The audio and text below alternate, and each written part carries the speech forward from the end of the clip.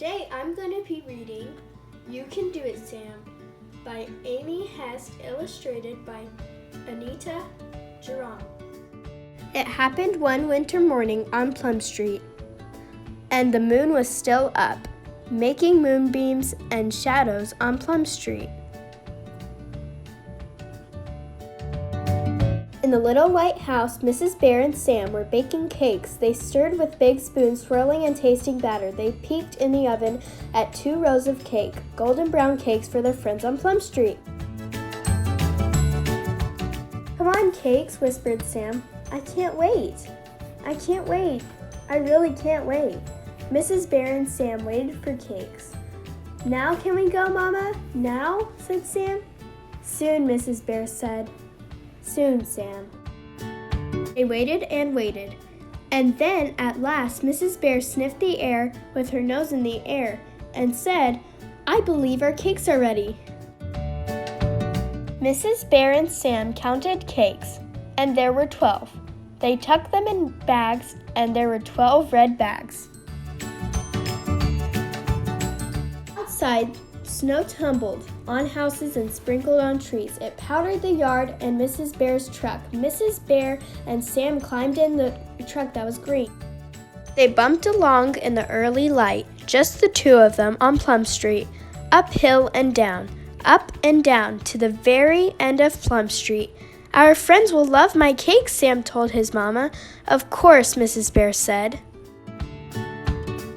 Mrs. Bear pulled up close to the first sleepy house.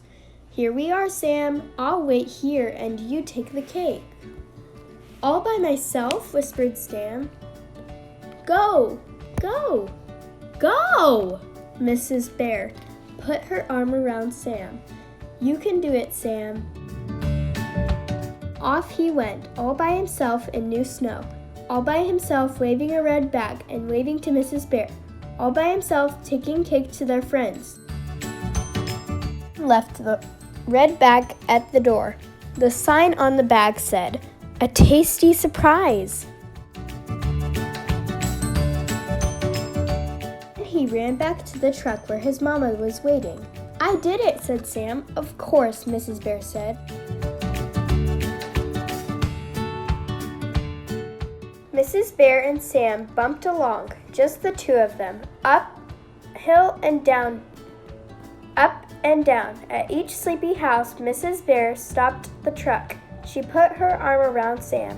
"Here I go," whispered Sam. "Go, go, go," Mrs. Bear said, and off he went, making tracks in new snow, waving a red bag and waving to Mrs. Bear, leaving 1 tasty cake at each sleepy door. Until they got home, there were 2 cakes left and 2 red bags. Mrs. Bear said. "For us?" whispered Sam. "Of course," Mrs. Bear said.